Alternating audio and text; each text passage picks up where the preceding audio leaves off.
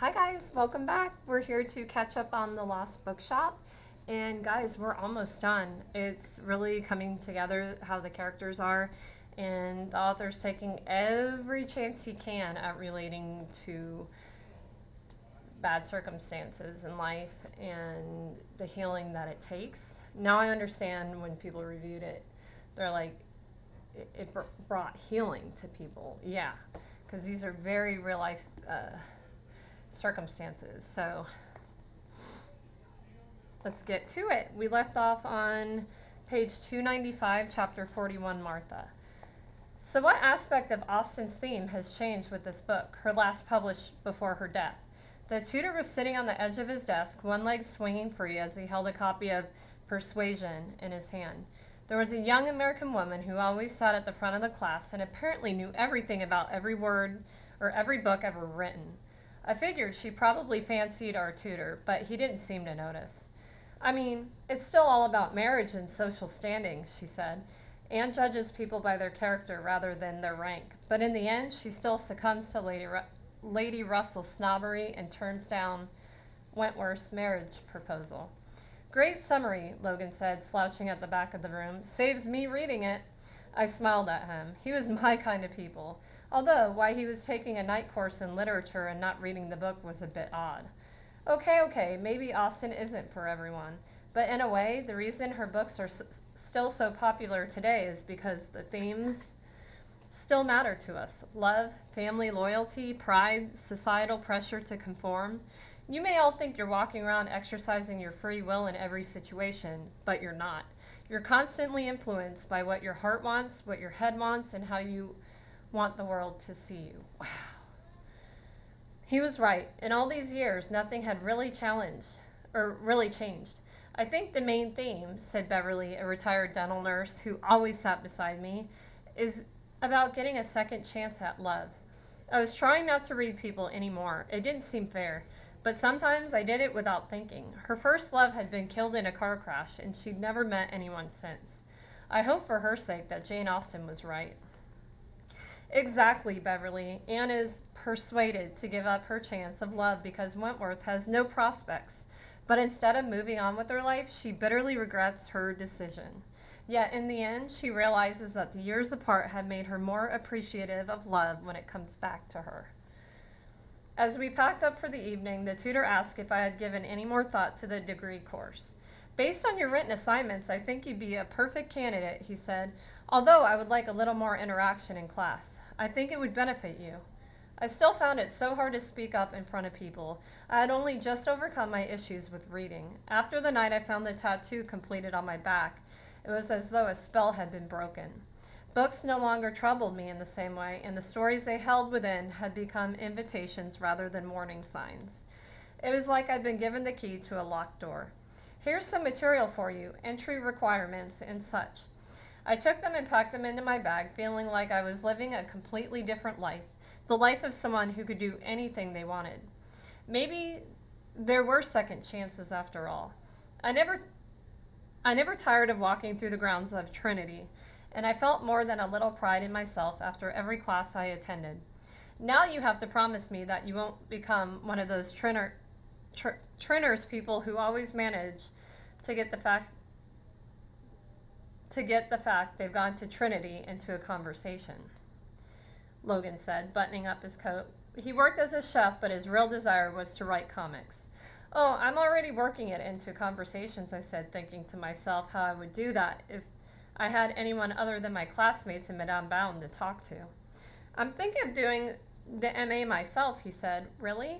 No need to sound so surprised. I could see him then a boy who grew up reading comics and wanted to write his own, but a teenage romance had led to a teenage pregnancy and a job as a kitchen porter to pay the rent.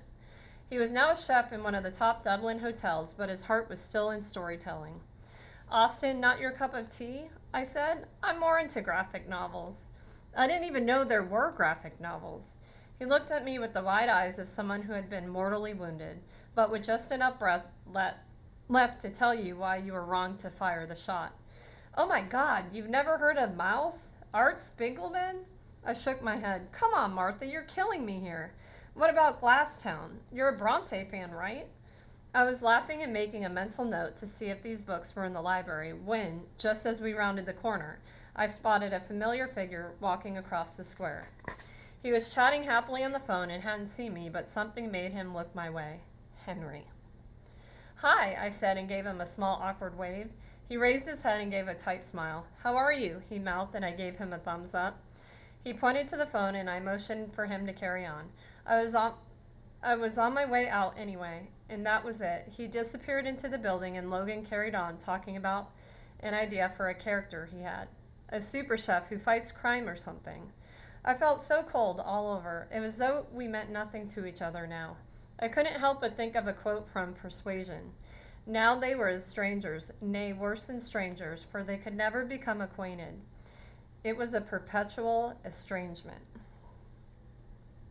Chapter 42, Henry, page 299.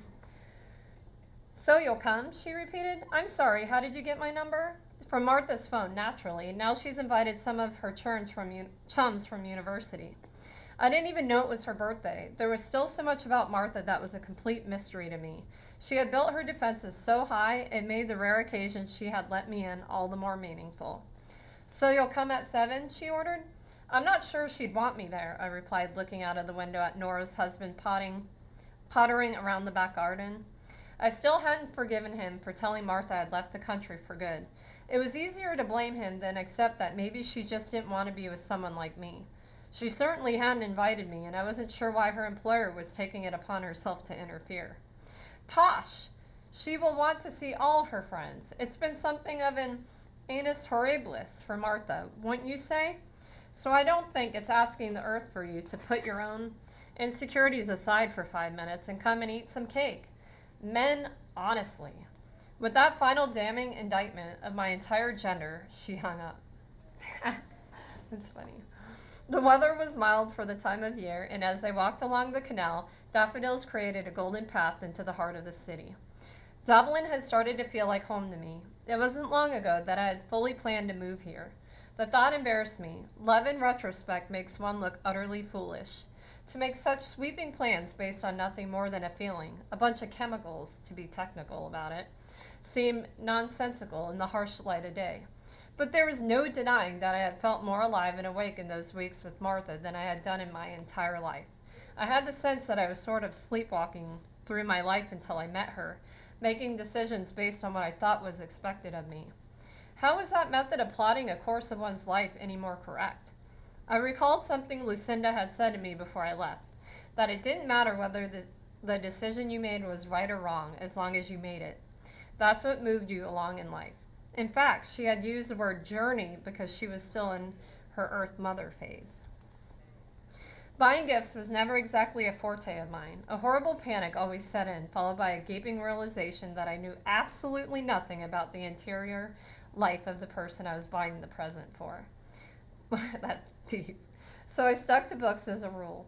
You couldn't go wrong with a book. That wasn't strictly true. I once bought my father a book about problem drinking, which he chose to use as a kindling for the fire. But this time, I knew exactly what gift to get. "Would you like a gift wrap?" the shop assistant asked. I nodded and took my debit card from my wallet, slotting it into the handheld machine. "Oh, can you just try popping it in again? Sometimes it does this," he said graciously. I popped it in again. Again it was declined. "Actually, I think I'll put this on my credit card instead," I said, as if it were a choice. They'd wasted no time in cutting my funding, I realized, but as I watched him wrap the box in black paper with gold flourishes, I knew I would have robbed the bank. Well, metaphorically, to get her this. I arrived at the house just after 8, and like I always did, I took a quick check around the side, just in case. Just in case what, Henry? That the bookshop with the manuscript inside has suddenly reappeared?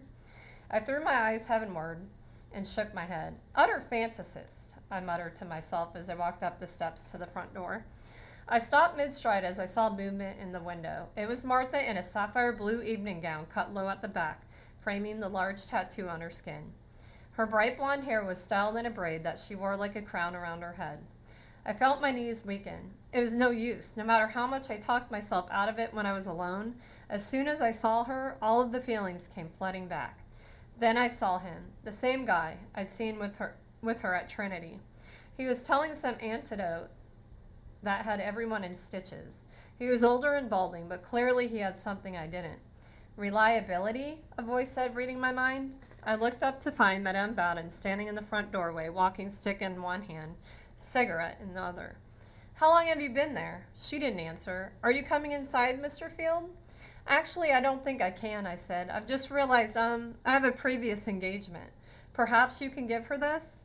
I asked, offering the wrapped gift. I beg your pardon? You seem to be mistaking me for some kind of courier. I am the lady of this house, and if you were a gentleman, you would come inside and give it to her yourself. I exhaled heavily. That woman. The house looked magnificent, twinkling with a terrific amount of fairy lights.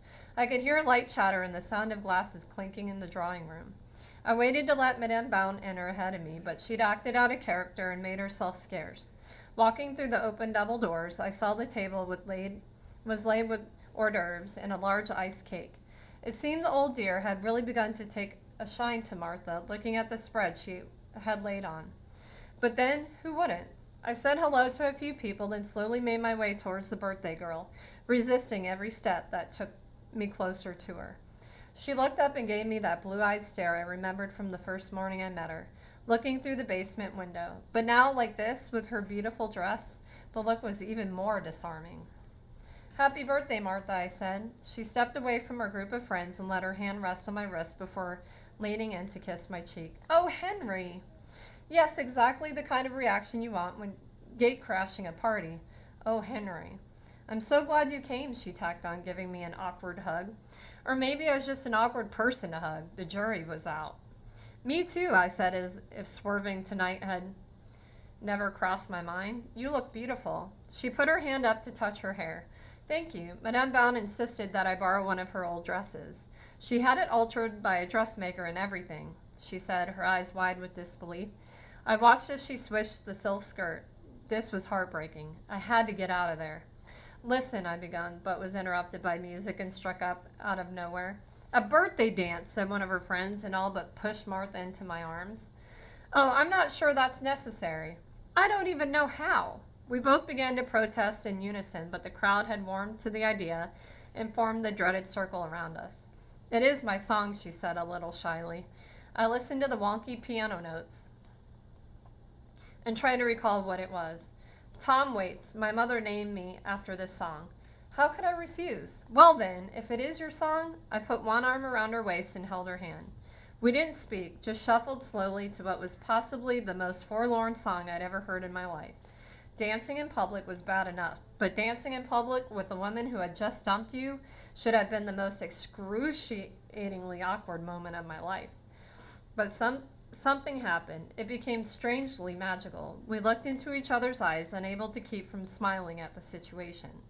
The guests stepped back to give us more floor space, but in my mind, they might as well have disappeared entirely. All I could see was her. She felt so right in my arms. I bizarrely found that I could dance. I don't know if it was her evening gown or the candlelight, but I became a bit of a Fred Astaire. Or else it just felt that way, and if someone had replayed a video, I might have looked like Frankenstein's monster. The song reached its slow, planking, plonking crescendo. Martha, Martha, I love you, can't you see? I couldn't take it anymore. I let her go and stepped backward. Sorry, I have to go. I tried to walk out of there with as much dignity as I could, which was to say very little. I reached to pull the handle of the front door, but it wouldn't budge. For God's sake, I muttered, pulling it with all my might. Henry! I turned around to see her standing there, her face full of pity. That was the last thing I needed. I felt completely exposed. The only way out was to pretend. You were right about us. I mean, it never would have worked. Oh. Her face was unreadable. I had to get out of there. I turned to try the handle again, but it still wouldn't budge. Leaving so soon? Madame Bowden asked. God, that woman was omnipresent. It's fine, Martha said to her. Thank you for coming. I mean it. I nodded, shoving my hands into my pocket. That's when I felt the box. I forgot to give you this. She peeled back the paper and opened it. Her eyes widened and her hand went to her chest. I don't believe it. What is it? The old lady asked, struggling to put on her glasses. It's a Mont Blanc pen. On bien I cannot read that. Henry, I can't accept it. It's too much. I just smiled and hoped she knew that she was worth so much more than she knew. I thought you'd need a good pen for university. She took it out and held it close to her chest. I love it, thank you. Now I really must go, I said, my voice breaking slightly, but your door seems to be stuck. Madame Bound reached out her hand and opened it easily. Good night, Henry, she said with a wink.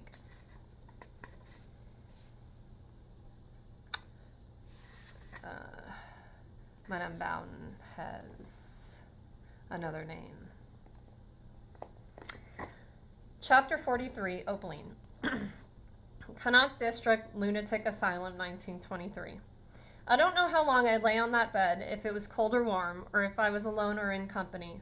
All of my senses were dulled by one overwhelming urge to hold my baby.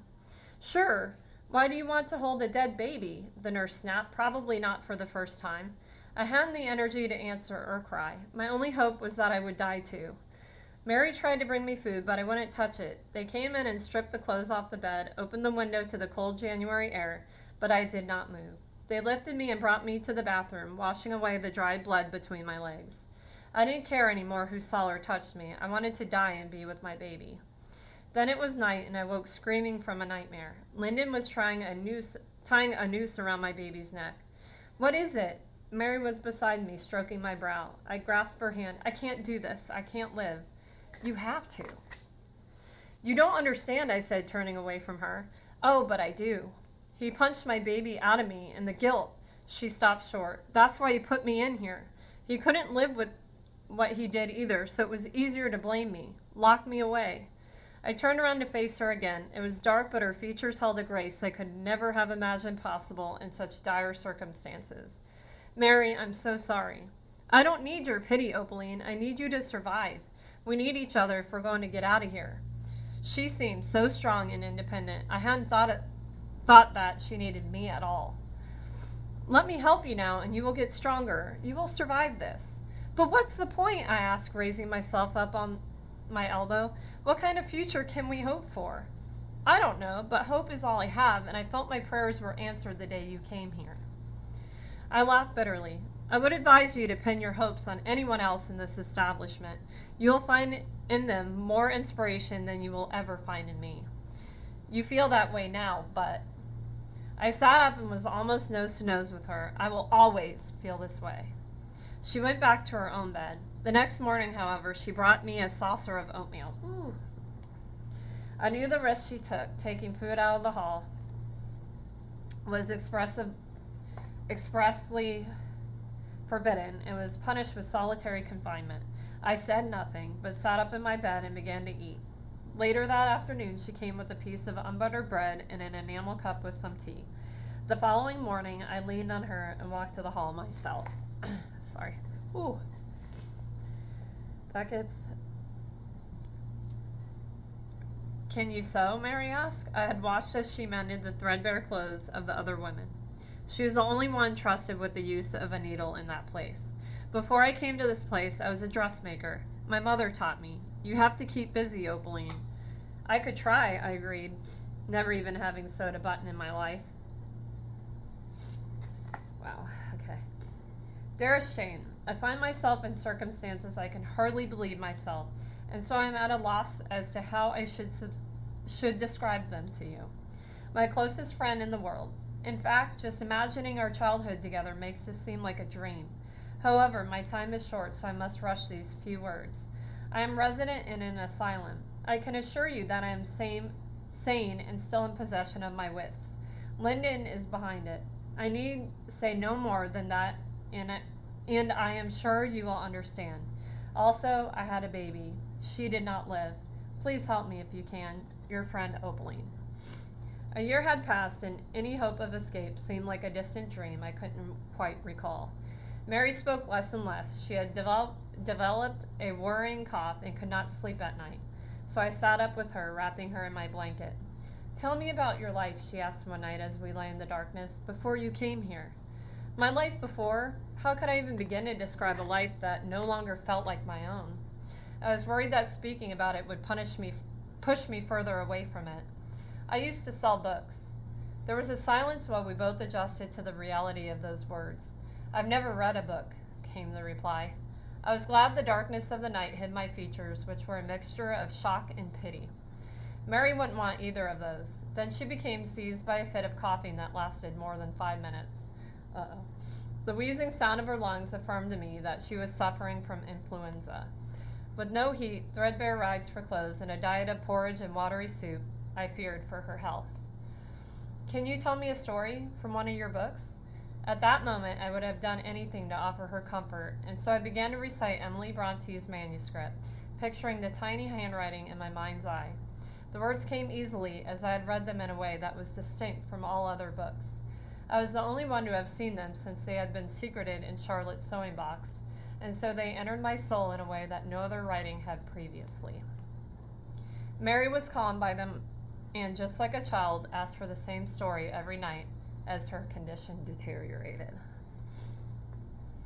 Chapter 44, Martha. Oh, thank God it went to Martha. I closed the book and felt the room settle around me. I turned it over and looked at the front cover again with its image of Mr. Fitzpatrick's shop. I let my fingertips run over the title, tooled in gold leaf, A Place Called Lost. I whispered to myself. There was no doubt in my mind now that Opaline Carlyle had written it. I was almost at the end, and I was trying to ration it out like savoring squares of a chocolate bar as a kid to make it last longer. The feeling was bittersweet, as the one person I wanted to tell about it probably hated me, Henry. I was in the library at Trinity, where I was supposed to be writing an essay on persuasion with Logan. He was sneakily looking up new dishes on Instagram, so at least we were both procrastinating. What is it? You've been moping about since your birthday, Logan observed. He was a very loud whisper, and I could see that the people around us did not appreciate his vibe. Nothing, I said, carelessly minimizing my own feelings. Hold on, I gotta plug my phone in before it dies. Okay. There we go.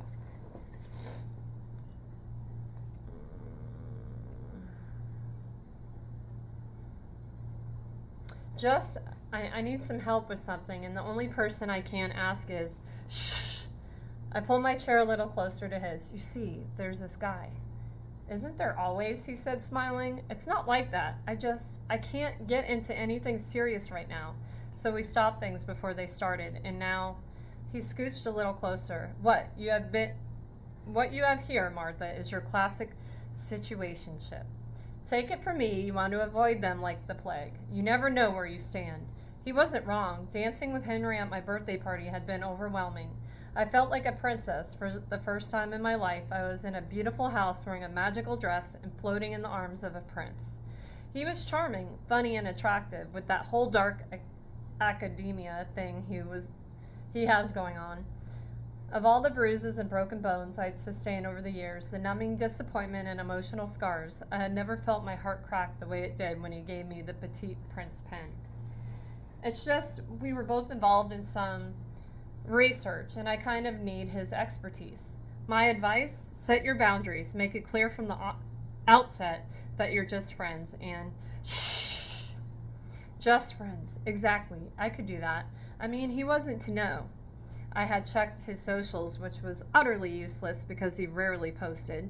The last photo was of his newborn niece. It had made me smile when I saw it, but then it also made me upset because I knew that I'd never be a part of his life. Logan was right. After all, Henry wouldn't have come to my party if he didn't want to remain friends.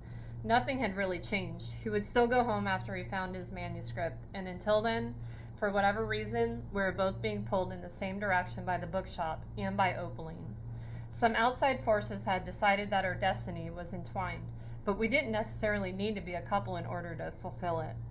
You're right, I said, closing my laptop and stuffing it into my bag. It is the 21st century, I repeated as though that made everything clear. Wait a second, he said, reaching up to the top of my head and extricating a bright green leaf from my hair. Oh, thanks, I said, giving my whole scalp a good ruffle through in case there were any more. Spring is in the air, he said. It was also in my flat. The trunk had begun to separate from the wall at the top, and the branches overhead now hung over my bed, creating a kind of canopy. Buds had begun to grow and unfurl. I no longer thought about telling Madame Bowden. I liked it and didn't want anyone to suggest cutting it. On a trestle table outside a second-hand bookshop, I found the book of hidden life of trees, which was interesting because it did feel like this tree was hiding in my basement. And because that was the kind of person I was now, the kind who picked up books on a whim. Logan's words buoyed me along all the way to the front door of Henry's bed and breakfast, but that was where I began to falter. Who was I kidding, really? Of course I still liked him, and he'd know it straight away. It was a stupid idea. Maybe I could find out more about Opaline myself. Who needed someone with vast experience in this area anyway? As I was thinking this all through and talking myself out of ringing the doorbell, I saw two little dogs hop up inside the net curtains of the front window and, on sight, began barking furiously. Shh, I insisted, holding my hands up for some reason, as if they were armed. It didn't work. Next thing, the front door opened. Hello, love. I've no vacancies tonight, I'm afraid, said the slightly harried-looking woman. She took a deep drag of her cigarette and sharply told the dogs to shut up or they wouldn't get their treat, which weirdly worked. No, I'm not looking for a room. I was just seeing if Henry was in, but he's probably out, so I stepped back off the curb and was already making my exit. Henry, company! Her voice pierced the air like a foghorn, and she invited me to step inside. What could I do? I was sat on a little velvet button seat attached to a small desk with a landline phone on it in the hall when I saw his brown boots coming down the stairs. He looked puzzled to see me as well. He should have been. Hi, I said. I also waved, even though he was right in front of me. He said nothing, which was kind of weird and made me feel as though I shouldn't have come. No prizes for guessing why you come back from London so quickly, the landlady said, in better humor now and winking at me. Henry bent his head and rubbed the back of his neck with the palm of his hand. Do you want to come up to my room? He asked. Now, Henry, you know the rules, she giggled, having a good old laugh at our expense. I wanted the ground to swallow me. I got up and tried to think of an excuse to leave. You know, this was probably more of an email thing, so I'll just email you. Later. Sorry to disturb, I said, making a break for the front door. Actually, I was just on my way out, so... We walked down the street exchanging pleasantries about the weather and both agreeing that global warming was terrible altogether. Strange how quickly you go from feeling like you can tell someone anything to feeling like two strangers meeting at a bus stop. I wasn't going to bother you again, you know, what with the way things are, but I was talking to my friend Logan, and he said that, you know, it's the 21st century and people can be friends. Jesus, it was coming out in the most awkward way possible. I sounded like a 5-year-old. Logan? He was the guy at your party? Yes, he's become a good friend, actually. We're in class together. It still felt so cool saying that. I'm really happy for you, genuinely. It's good to see you doing so well. He stopped walking and kicked some imaginary dust on the ground with his boot. Thing is, I have to focus on my work now. That's what I'm here to talk about. Opaline. Oh? The letter you showed me, to Sylvia, it mentioned a book. I think that maybe I have it. What? And I'm pretty sure Opaline wrote it. Hang on, what? How? I don't know. I can't explain everything, and I know it's not the actual manuscript you're looking for, so I wasn't even sure if I should tell you. No, you absolutely should. I'm glad you did. I'm sorry if I'm being... He trailed off. It's okay, it's weird for me too, but maybe it is possible for us to, you know, be friends. I stood there feeling a bit vulnerable, and he took long enough with his answer, which wasn't the one I was expecting. Shit, I'm going to miss my bus. Guys. So, we left off on page 317, chapter 45, Henry. Wow, guys, it brought me some emotion reading that out loud.